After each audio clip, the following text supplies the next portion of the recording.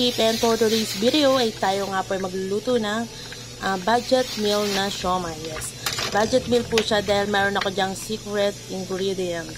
And samahan nyo ako para naman sabay-sabay natin matuklasan kung anong aking secret ingredient. Char! Para sa ating siomai perfect. And yes, dito nga sa ating bowl ay pinagsama-sama ko na ang aking giniling at saka ang aking mga sibuyas, bawang, tsaka yung ating ano ba yan, dahon. Yan. Sinama-sama ko na yan dyan, mekos-mekos. At mamaya sasabihin ko sa inyo kung ano yung aking secret ingredient. Yun na yun nasa ilalim na parang maabo. Yung parang ma-brown na kulay. Pamparami siya pero masarap. Yan, nilagyan ko na rin po siya ng ating paminta. Tapos parang napansin ko, parang hindi kasya yung ating ingredient dahil maliit lang yung ating bowl. Nilagyan ko na nga po dyan ng magic sarap at paminta. Kaya naman, ililipat ko siya sa ating malaki-laki container. Tapos dyan ko siya imemekos-mekos at nilagay ko na nga ang aking carrots. At dyan nga, nilagyan ko na siya ng egg. Tapos atin na siya. At lalagyan din natin siya dyan ng asin. Para naman, alam mo yun, may lasa, ganun. Mamaya sasabihin ko kung ano yung aking secret ingredient. Kaya panoorin nyo hanggang matapos. At yan nga, tinamminekos-mekos ng ating giniling at ang ating mga ingredient. Kasama ang itlog. At parang ang siya dry. Hindi ako naglalagay dito ng harina. Ayoko nang maharina ang ating siomai. Kaya naman, dahil dry siya, para magdikit-dikit siya, lalagyan ko ulit siya dyan ng isa pang itlog. Yes. Bali, 2 itlog nga ang ating nagamit dyan. Ito ay budget meal. Pwede nyo talaga siyang ipantinda. At talaga namang, at yes, talaga namang tutubo ka dyan, day. Talagang, ewan ko na lang.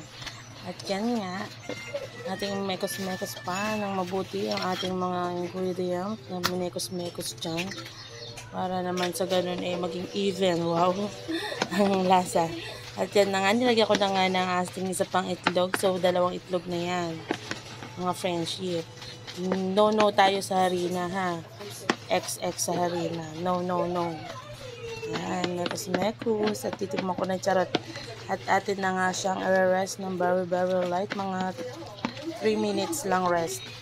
Tapos, atin na siyang ibabalot. Ayan.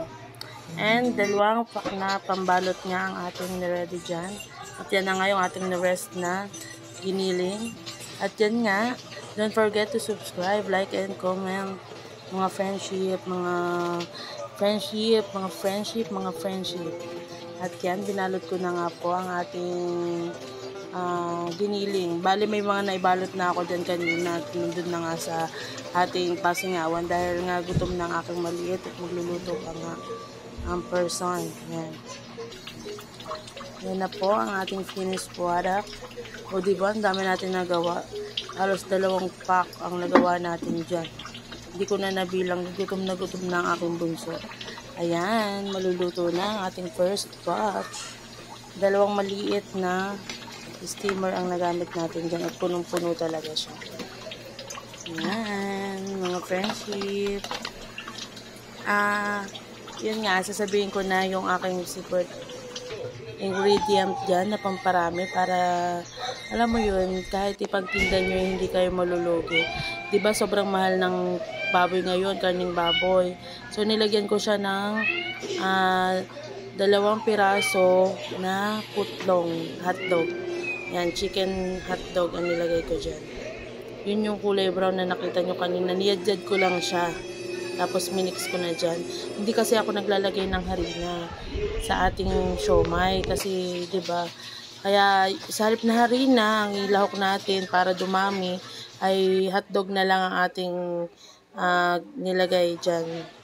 At yan nga, tapos na ang ating siomai kaneme. Pwede nyo na siyang ipang-business. Hindi siya lasang harina, mga friendship. Thank you for watching. I hope you enjoy. See you all soon on my next vlog. And don't forget to subscribe and click the notification bell for more chances of winning. And please like and comment, share, para naman sa ating next na lulutuin. Request kayo kung anong gusto nyong iluto ng friendship nyo. Thank you for watching. God bless. Mwah, mwah, mwah.